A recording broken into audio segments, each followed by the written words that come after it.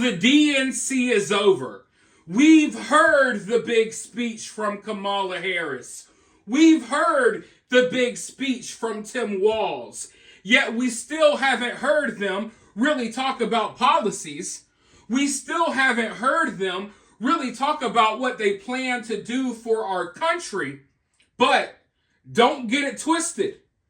Within their gigantic word salads of gobbledygook, they do hit on some key talking points that have been proven throughout history to have a psychological effect, a certain psychological effect on people who are more vulnerable, on people who are not independent thinkers.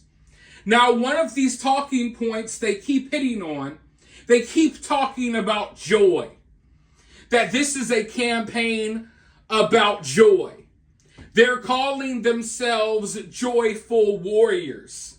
They say they want to bring joy back to America. Joy this, joy that. Joy is one of the main talking points that they've been talking about. And that seems odd, right? It seems odd if you don't know certain things that have already happened throughout history. Now, you know the Democrats, they love accusing us of being Nazis. They love accusing anyone that disagrees with them, anyone that calls them out. They like calling them the bad guys from World War II.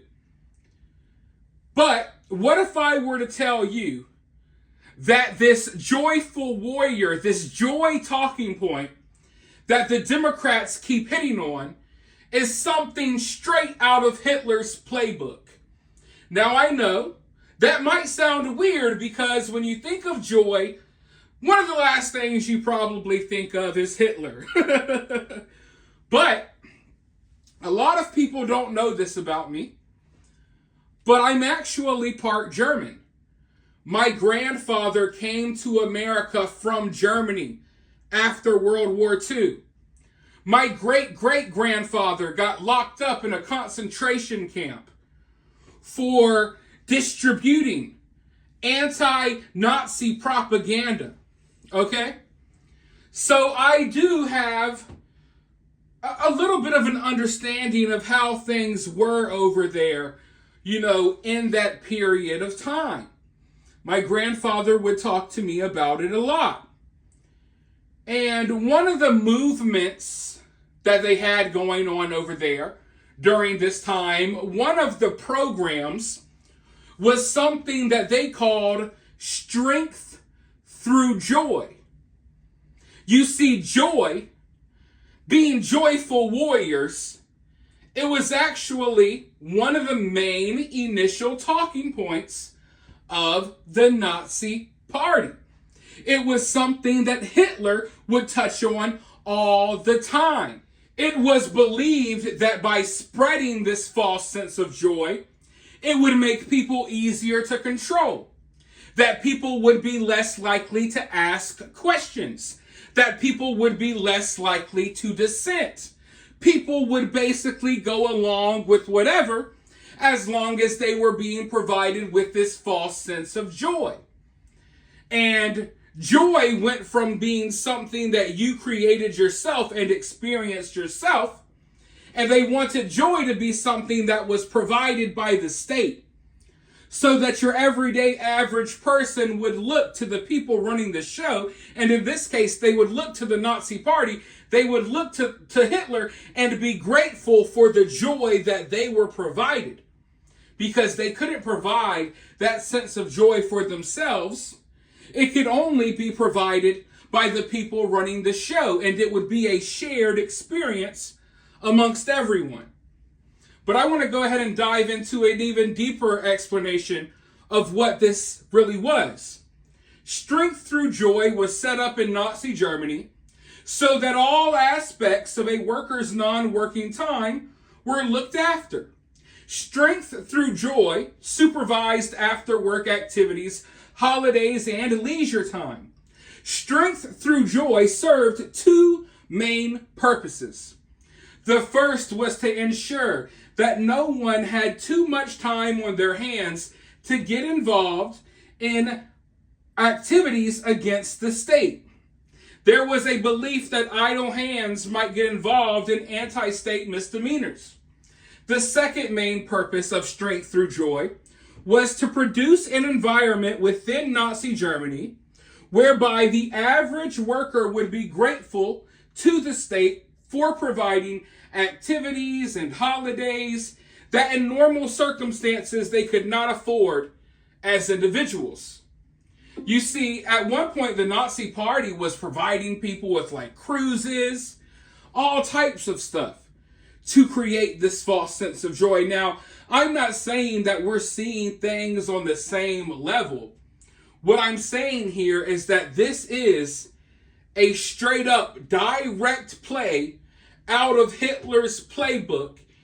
And when I first started hearing them talking about this, I knew that something sounded familiar. That there was something familiar about this, and I couldn't quite put my fingers on it until I watched Tim Wall's speech. And I watched his mannerisms, which in many ways, I believe that this dude has studied Hitler. The way he moves his hands, the way he delivers his speeches, sometimes it looks kind of weird to me. But yeah, this whole, oh, we're running on joy. Joy, joy, joy, joy this, joy that. All it is a technique that has been used throughout history to, in many ways, brainwash low IQ people. And it works. It's been proven to have worked before, and it's working right now as we speak.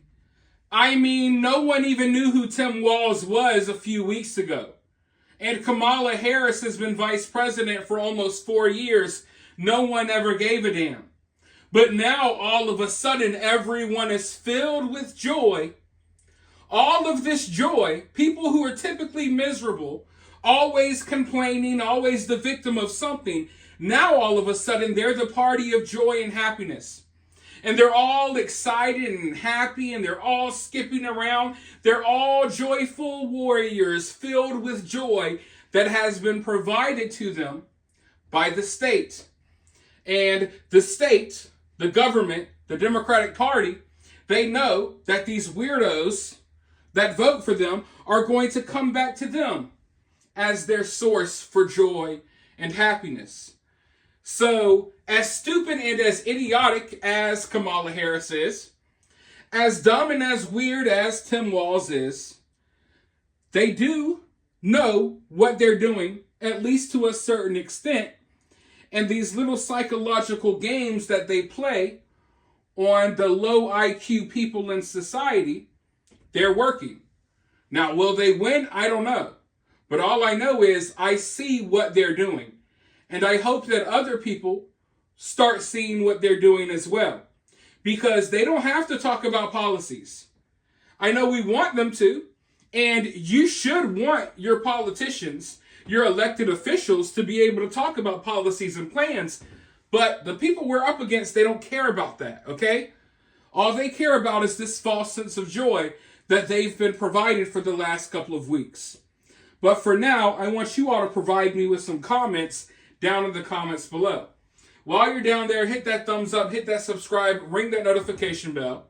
And if you find yourself getting too worked up by all of this, remember, it's just political cinema.